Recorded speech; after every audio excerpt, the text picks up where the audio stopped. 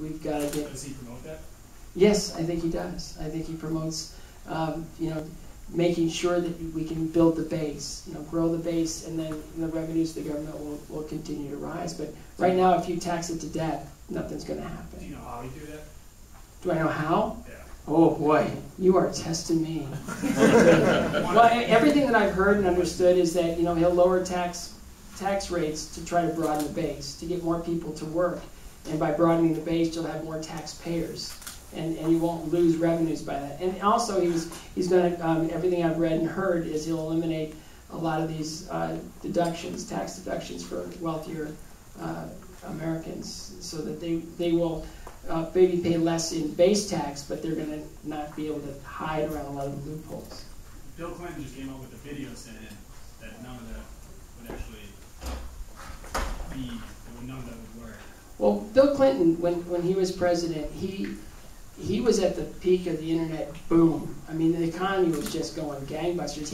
I couldn't run the economy back then.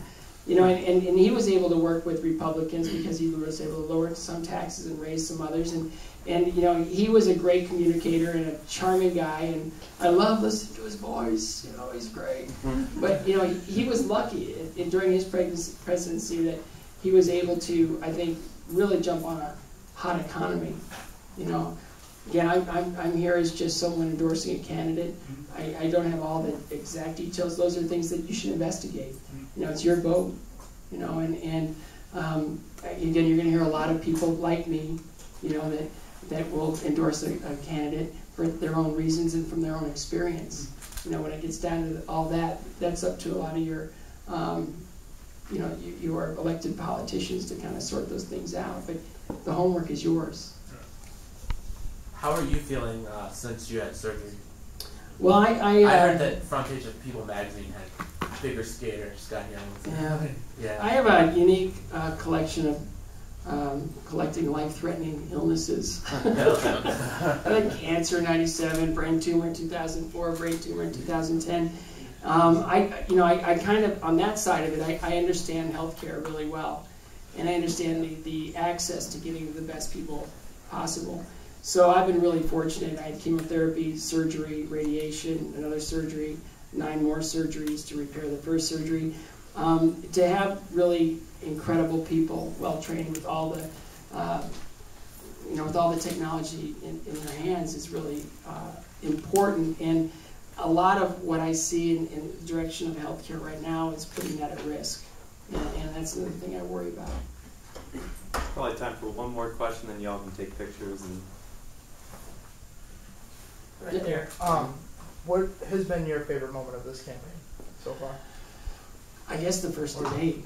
The first debate was, it was great because I saw, a lot of people were thinking he's too robotic. There was always the talking points, and I really felt the media wasn't really being fair. And to know Governor Romney and to know his sense of humor and the light way that he handles his friendships and his family, and it's just. He's a very joyful man, and to see him come out very relaxed and very matter of fact, and just put his case out there, and it was well received. I don't know why the president struggled in that debate any more than it may be, that he had everything going in, great intentions. It's just.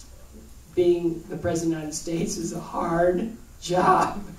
And 4 years later, with a divided Congress, he just couldn't get things done, and it just continued to go south. And he really didn't have anything to offer, to defend himself against, new ideas and new policies coming in. But I think, that was probably, the high point for me in this campaign.